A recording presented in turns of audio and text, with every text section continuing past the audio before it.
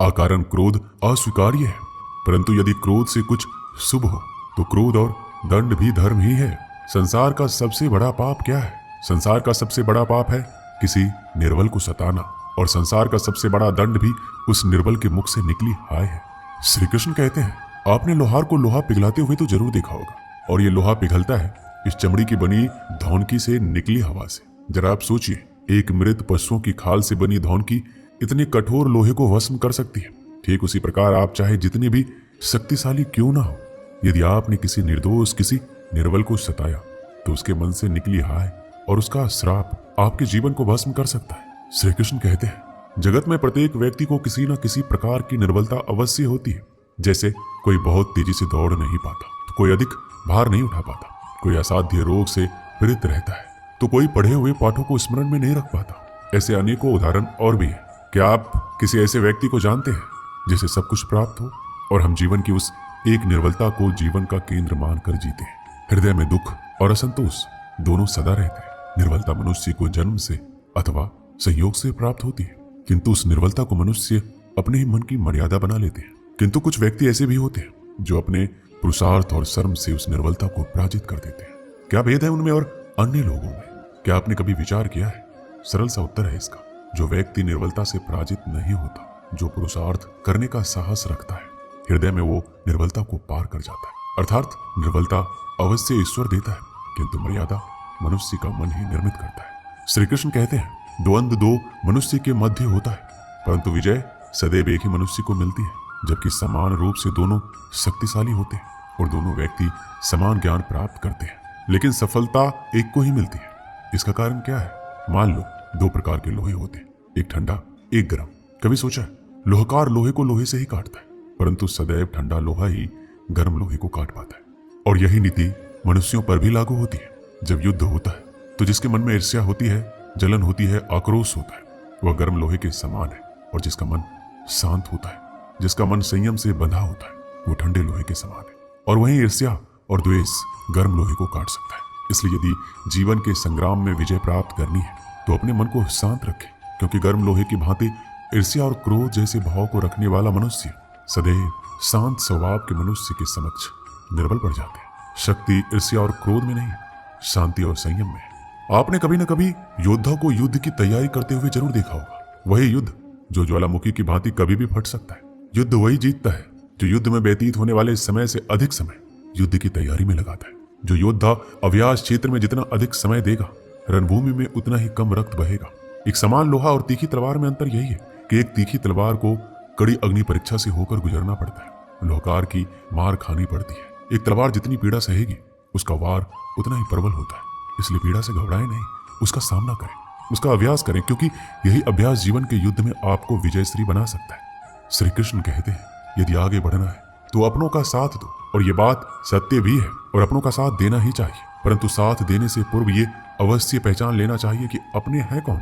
क्या अपने वही होते हैं जिनके साथ हमारा रक्त संबंध होता है, या अपने मित्र, या अपने वो होते हैं जो हमें सत्कारी के लिए प्रेरित करें, हमें आगे बढ़ाएं, हमारा साथ दें, और न कि वो जिनका साथ देने से समाज का नाश हो, धर्म की हानि हो, और सदैव साथ रहकर भी सगे नहीं होते, या वो जो सदैव साथ रहकर भी सगे नहीं होते। इसलिए जब भी अपनों की परिभाषा का चुनाव करें तो उन्हें अपना माने जो आपका साथ दे, उन्हें नहीं जो हमें अज्ञान के मार्ग पर ले जाए। श्री कृष्ण कहते हैं, सीमा एक रेखा ही नहीं, एक परिभाषा भी है। सीमा हर किसी की होती है, प्रेम की, धैर्य की, मित्रता की और शत्रुता की भी। और जो सदैव सीमा में बंधे रहते हैं वो समान मनुष्य बनकर रह जाते हैं, परंतु जो समय आने पर सीमा तोड़ देते हैं वही भविष्य बनाते हैं, क्योंकि सीमा केवल आपको मर्यादा में नहीं रखती है, आपको बांधती भी है। अब यह आप पर, मुझ पर, हम सब पर निर्भर करता है कि ये कौन सी सीमाएं हमें बांधती है और कौन सी सीमाएं शक्ति के नए मार्ग समक्ष आती है। इसलिए सीमाएं में जो कर सकते हो उससे अधिक करने का प्रयत्न करो, तभी नई सीमाएं बना पाओगे। श्री कृष्ण कहते हैं, जब मेघ छाते हैं तो क्या होता है? अंधकार छा जाता है। मेघ गरजते हैं, बिजलियां कड़कती है, वर्षा होती है, सभी पशु अपने आश्रय स्थल पर जाकर छिप जाते हैं, मनुष्य अपने घरों की ओर दौड़ते हैं और सभी पक्षी अपने घोंसलों में जाकर छिप जाते हैं। परंतु एक जीव है जो गरजते मेघों की कड़कती बिजलियों को, भारी वर्षा को भी हरा देता है। वो जीव है बाज, क्योंकि वो समस्या की जड़ों से ऊपर उड़ता है। वो गरजते मेघों से, कड़कती बिजलियों से, भारी वर्षा से ऊपर उड़ता है। इनमें यही अंतर है हारने वालों में और जीतने वालों में। ये युद्ध हार और जीत का नहीं, समस्या और सोच का है। यदि आपने सोच को छोटी रखी तो समस्या बड़ी हो जाएगी, और यदि आपने सोच को बड़ी रखी तो समस्या छोटी। श्री कृष्ण कहते हैं, भाग्य क्या है? जो आपने किया उसे भोगना भाग्य है, या जो आपके पूर्वजों ने किया उसका फल भाग्य है? नहीं, भाग्य वही है जो आपने किया, क्योंकि हर मनुष्य को अपने कर्मों के फल भुगतने होते हैं। इसलिए यदि जीवन में कुछ भी करें तो उस पर अपनी दृष्टि अवश्य रखें, क्योंकि आपके एक कर्म का फल आपका भविष्य बदल सकता है। हम वही बनते हैं जो हम चुनते हैं, क्योंकि वही हमारा भाग्य बनता है। मनुष्य सुंदरता से आकर्षित होता है, उससे प्रेम करता है। ऐसा ही होता है ना? क्या आप ऐसा नहीं करते? करते हैं। तो सुंदर और असुंदर की परिभाषा क्या है? इस आकर्षण और विकर्षण का कारण क्या है? कभी सोचा है कि जिससे आप प्रेम करते हैं, जिसके प्रति आप आकर्षित होते हैं, अचानक से उसके मन में वितृष्णा आ जाती है, और जिसके प्रति घृणा होती है उसके लिए एकाएक आपके मन में प्रेम उमड़ आता है। और इसका सबसे बड़ा कारण पता है क्या है? दृष्टिकोण। क्योंकि सुंदरता आपके मन में होती है, सोच में होती है, आपके दृष्टिकोण में होती है। इसलिए किसी को कीचड़ में खिला हुआ कमल सुंदर लगता है, और किसी को निर्मल चंद्रमा में भी कलंक का धब्बा दिख जाता है। यदि आपको सुंदरता अनुभव करनी है तो हर पल आनंद में रहना है, तो आप अपने दृष्टिकोण को सुंदर बनाएं, और अपने आप सब कुछ सुंदर बन जाएगा। श्री कृष्ण कहते हैं, स्वर्ण, सज्जन पुरुष और परोपकारी मनुष्यों की गति एक समान होती है। यदि स्वर्ण टूट जाए तो उसे गर्म करके फिर से जोड़ा जा सकता है। ठीक उसी प्रकार मतभेद होने के पश्चात भी एक सज्जन पुरुष और महान पुरुष फिर से मित्र बन जाते हैं। परंतु दुर्जन, दुष्ट, माटी से बने लोग उस पके हुए मटके के समान होते हैं कि एक बार उसमें दरार आ जाए तो स्वयं ही स्वयं का सर्वनाश कर लेते हैं। इसलिए मित्रता केवल सज्जनों से ही करें, ताकि मतभेद ना हो। दुष्टों का समूह अपना नाश स्वयं ही कर लेता है। यदि कोयले की खान में जाओ तो चाहे जितनी भी सावधानी बरतो, वस्त्र पर कालिख लगी जाती है। इसलिए दुष्ट मित्रों से सावधान। सज्जन शत्रु प्रत्येक परिस्थिति में श्रेष्ठ है। प्रत्येक मनुष्य सफलता पाने के लिए कार्य करता है। कुछ सफल होते हैं, कुछ नहीं होते, और जो सफल नहीं होते वो सदा अपनी असफलता का कारण या तो अपनी परिस्थितियों को बताते हैं या अपने सहयोगियों को दोषी ठहराते हैं। परंतु क्या वास्तविकता में ऐसा ही होता है? क्या कोई परिस्थिति या कोई व्यक्ति किसी की असफलता का कारण बन सकते हैं? उत्तर है हाँ भी और ना भी। कैसे?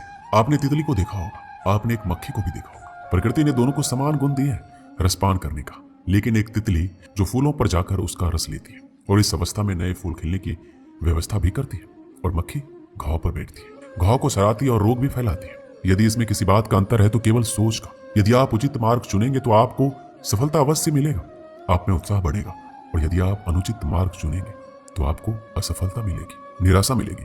अब उचित मार्ग चुनना है या अनुचित मार्ग, यह निर्णय तो आप पर निर्भर करता है। एक बार गिद्धों का झुंड उड़ता उड़ता एक टापू पर जा पहुंचा। वह टापू समुद्र के बीचों बीच स्थित था। वहां ढेर सारी मछलियां, मेढक और समुद्री जीव थे।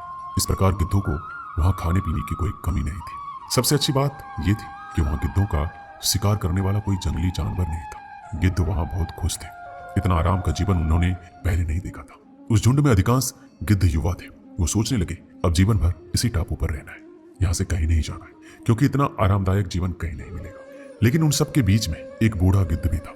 वह जब युवा गिद्धों को देखता तो चिंता में पड़ जाता। वह सोचता कि यहाँ के आरामदायक जीवन इन युवा गिद्धों पर क्या असर पड़ेगा, क्या ये वास्तविक जीवन का अर्थ समझ पाएंगे। यहाँ इनके सामने किसी प्रकार की चुनौती नहीं है। ऐसे में जब कभी मुसीबत इनके सामने आ गई तो ये कैसे उसका मुकाबला करेंगे। बहुत सोचने के बाद एक दिन बूढ़े गिद्ध ने सभी गिद्धों की सभा बुलाई। अपनी चिंता जताते हुए सबसे बोला, इस टापू में रहते हुए हमें बहुत दिन हो गए हैं। मेरे विचार से हमें वापस उसी जंगल में चलना चाहिए जहां से हम आए हैं। यहाँ हम बिना चुनौती का जीवन जी रहे हैं। ऐसे में हम कभी भी मुसीबत के लिए तैयार नहीं हो पाएंगे। युवा गिद्धों ने उसकी बात सुनकर अनसुनी कर दी। उन्हें लगा कि बढ़ती उम्र के असर से बूढ़ा गिद्ध सड़िया गया है, इसलिए ऐसी बेकार की बातें कर रहा है। उन्होंने टापू की आराम की जिंदगी छोड़कर जाने से मना कर दिया। बूढ़े गिद्ध ने उन्हें समझाने की कोशिश की, तुम सब ध्यान नहीं दे रहे कि आराम के आदी हो जाने के कारण तुम लोग उड़ना तक भूल चुके हो। ऐसे में मुसीबत आई तो क्या करोगे? मेरी बात मानो, मेरे साथ चलो। लेकिन किसी ने बूढ़े गिद्ध की बात नहीं मानी। बूढ़ा गिद्ध अकेला ही वहां से चला गया। कुछ महीने बीते। एक दिन बूढ़े गिद्ध ने टापू पर गए गिद्धों की खोज खबर लेने की सोची और उड़ता उड़ता उस टापू पर पहुंचा। टापू पर जाकर उसने देखा वहां का नजारा बदला हुआ था। जहां देखो वहां गिद्धों की लाशें पड़ी हुई थी। कई गिद्ध लहूलुहान और घायल पड़े हुए थे। हैरान बूढ़े गिद्ध ने एक घायल गिद्ध से पूछा, ये क्या हो गया? तुम लोगों की ये हालत कैसी हुई? घायल गिद्ध ने बताया, आपके जाने के बाद हम इस टापू पर बड़े मजे की जिंदगी जी रहे थे, लेकिन एक दिन एक जहाज यहाँ आया। उस जहाज ने यहाँ चीते छोड़ दिए। शुरू में तो उन चीतों ने हमें कुछ नहीं किया, लेकिन कुछ दिनों बाद जब उन्हें आभास हुआ कि हम उड़ना भूल चुके हैं, हमारे पंजे और नाखून इतने कमजोर पड़ गए हैं, हम तो किसी पर हमला भी नहीं कर सकते, ना ही अपना बचाव कर सकते, तो उन्होंने एक एक करके मार कर खाना शुरू कर दिया। उनके ही कारण हमारा ये हाल है। शायद आपकी बात ना मानने का ये फल हमें मिला है। दोस्तों, हमें इस कहानी से क्या सीख मिलती है? अक्सर हम कंफर्ट जोन में जाने के बाद उससे बाहर आ पाना मुश्किल होता है। ऐसे में चुनौतियां आने पर उसका सामना कर पाना आसान नहीं होता। इसलिए कभी भी कंफर्ट जोन में जाकर खुश ना हो जाए। खुद को हमेशा चुनौती देते रहे और मुसीबत के लिए तैयार रहे।